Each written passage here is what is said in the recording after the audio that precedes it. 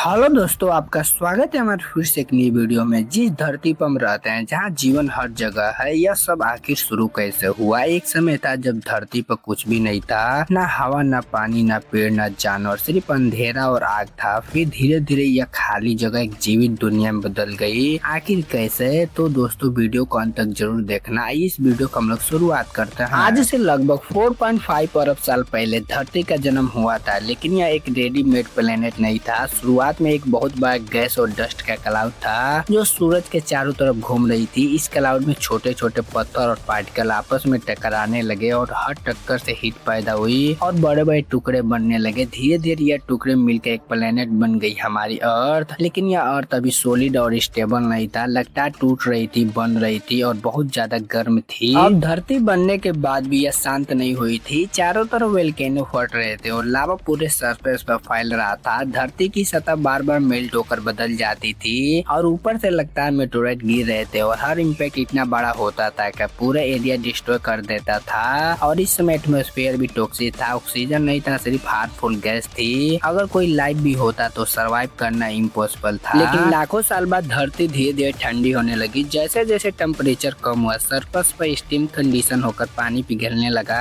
फिर शुरू हुआ एक लंबी बारिश। यह बारिश 1 या 2 सालों तक नहीं चला, यह लाखों सालों तक चलती रही। धीरे धीरे पानी लो एरिया में इकट्ठा होने लगा और एक विशाल ओशियन बन गया। अब धरती पर पहली बार एक स्टेबल लिक्विड इन्वायरमेंट बना। अब महासागरों में सिर्फ पानी नहीं था, बल्कि उसमें कई डिजोल्व केमिकल थे। कार्बन, हाइड्रोजन, ऑक्सीजन, नाइट्रोजन जैसे एलिमेंट एक साथ मौजूद थे। सनलाइट की एनर्जी, लाइटनिंग स्ट्राइक और वोल्केनो हीट, इन सब ने मिलकर केमिकल रिएक्शन शुरू किया। इन रिएक्शन से छोटे छोटे ऑर्गेनिक कंपाउंड बनने लगे। यह कंपाउंड सिंपल थे लेकिन बहुत ही ज्यादा इम्पोर्टेंट थे, क्योंकि यहीं से आगे चलकर लाइफ की शुरुआत हुई। अब लाखों सालों बाद एक बहुत बड़ा मूवमेंट आया। समुद्र की गहराई में एक स्ट्रक्चर बना जो खुद को रिप्लिकेट कर सकता था। यह था पहला लिविंग सेल। यह बहुत छोटा था, लेकिन इसमें लाइफ की सबसे जरूरी चीज थी, सेल्फ रेप्लिकेशन। यह ग्रो कर सकता था, यह डिवाइड हो सकता था और यह सर्वाइव कर सकता था। और यहीं से लाइफ ऑफिशियली स्टार्ट हुई माना जाता है। यह सिंगल सेल धीरे धीरे मल्टीप्लाई होने लगे, वे डिवाइड होकर कॉलोन बनाने लगे और अलग अलग इन्वायरमेंट में फैल गए। कुछ सेल ने एनर्जी के लिए नए तरीके डेवलप किए, कुछ ने सनलाइट का यूज करके फूड बनाना शुरू किया। इस प्रोसेस को हम इवोल्यूशन कहते हैं। धीरे धीरे चेंज होना, समय के साथ लाइफ सिंपल से कॉम्प्लेक्स होते गई। कुछ सूक्ष्म जीव ने एक बहुत बड़ा काम किया, ऑक्सीजन रिलीज करना शुरू किया। पहले ऑक्सीजन नहीं था, लेकिन अब धीरे धीरे एटमॉस्फेयर बदलने लगा। यह चेंज बहुत स्लो था लेकिन पावरफुल था। धीरे धीरे धरती की हवा ब्रेथेबल बनने लगी और यही ऑक्सीजन फ्यूचर में बड़े एनिमल और ह्यूमन के लिए रास्ता बनाया। समय के साथ लाइफ ओशियन से बाहर आई। पहले एम्फीबियंस बने, फिर रिप्टाइल्स आए और फिर डायनासोर का युग शुरू हुआ।